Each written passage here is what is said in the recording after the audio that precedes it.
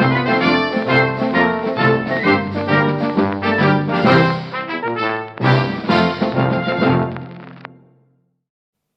be or not to be? That is the question. Whether it is nobler in the mind to suffer the slings and arrows of outrageous fortune, or to take arms against a sea of troubles and by opposing end them. Good morning everybody, unless of course you're watching this video in the evening, and that is good evening, and you are watching Time Travel TV, and today I'm going to try and summarise for you the plot of Hamlet by William Shakespeare. Now, I'm not going to be covering everything because it's a very long play. Some performances have been known to go on for 6, maybe even 7 hours. It's got 5 acts, it's a very long play. There is not one person who's ever been in it, studied it, or read it who hasn't thought maybe this should be a little bit shorter. Most people wished Shakespeare would probably do this exact edit here. Aye, there's the rub. To die, to sleep. Whoops! Hamlet falls off the battlements. So Hamlet is a Danish prince and a student at Wittenberg University. Remember, he's about 30, is useful to remember. When he returns from university for a while, he finds that his father, also called Hamlet, had died.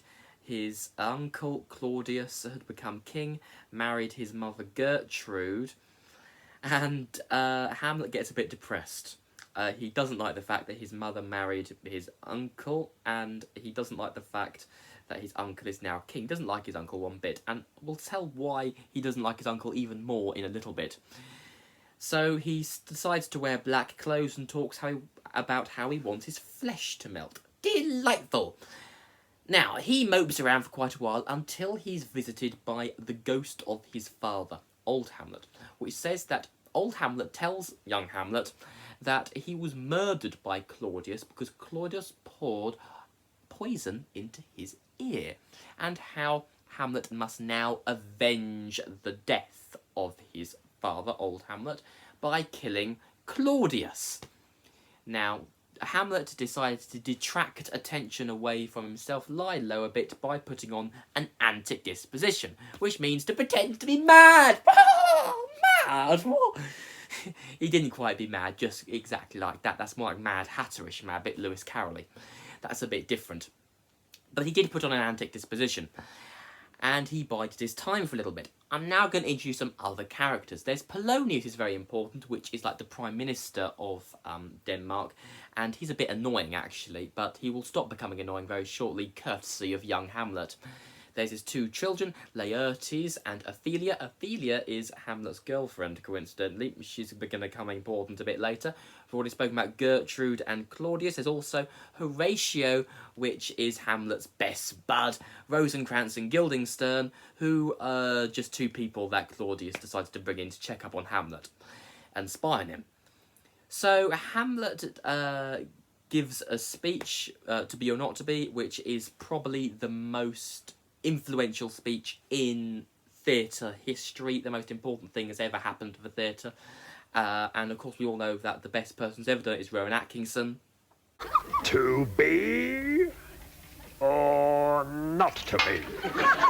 So the To Be or Not to Be speech is often called the suicide speech, but it's about a load of things, and we can do like 10 whole videos on just that speech alone, so I'm not going to even talk anymore about it. But after he does this speech, an acting troupe comes along, and he decides to use these to prove whether his uncle is really guilty of the murder of his father or not. So he decides to change the play they're doing ever so slightly to mirror how Claudius killed his father, old Hamlet, and call it The Mouse Trap. Nothing to do with the Agatha Christie play, coincidentally. So he does this, and he gets the wind up Claudius a bit, and he goes, "Oh, crumbs." And he goes, "Oh dear, I'm a bit upset by this." Now, Hamlet is getting a bit round up, said, "Oh, I'm gonna die, oh, I'm getting a bit cross now." So this was the really good time for him to go and visit his mother Gertrude. Now, he spent most of the play obsessing about how he can't stand the fact that his mother Gertrude is having anything to do with his uncle.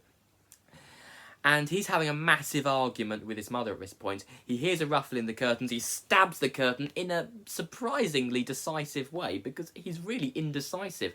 Laurence Olivier even calls it the play about someone who cannot make up his mind. And to be fair, he's fairly indecisive the whole play, apart from the end, he's very decisive, and this bit. Stabs the curtain, and out pops Polonius, dead. And of course, Polonius, apart from being annoying and a bit misogynistic, the only crime he'd ever done was by trying to listen in on what they'd been doing. So poor old Polonius, although none of us are particularly worried about the fact he died because, well, he's a bit annoying and misogynistic and a bit rude. So, Hamlet is sent away to England on orders of Claudius, but his ship is intercepted by pirates, and he comes back, the only time pirates are any good, apart from Pirates of the Caribbean. Good film series. Anyway, so he comes back, and by the time he comes back, it turned out that Ophelia, his girlfriend, had gone a bit mad and committed suicide, although Gertrude seems to make it sound like an accident. It was probably suicide. So, Ophelia's brother, Laertes, is proper miffed with Hamlet, so he challenges him to a duel. Now, Laertes' sword is poisoned, so if he was to merely cut Hamlet, he will die. Not instantly, you understand, but, you know, die eventually. So they're fighting, and Hamlet is injured, but he manages to kill Laertes. Now, Laertes is now dead. Hamlet is going to die eventually because he himself has been injured by the poisoned sword. His mother Gertrude drinks a drink that was intended for Hamlet, but it had poison in it, and she dies. Now the only two people left are Claudius and Hamlet. Hamlet kills Claudius. He dies in the arms of Horatio. Horatio's still alive. I forgot about him. And then Hamlet dies. Everybody dies except Horatio, because Horatio is everybody's favourite character, and we cannot possibly have Horatio ever dying. And that is the Danish play. The play of Hamlet, the tragedy, the great Elizabethan revenge tragedy. The play that you've all heard about, and only some of you have actually known what it's about. So, I hope you enjoyed this video. If you did, please subscribe to Time Travel TV, and I'll see you next time. Cheerio!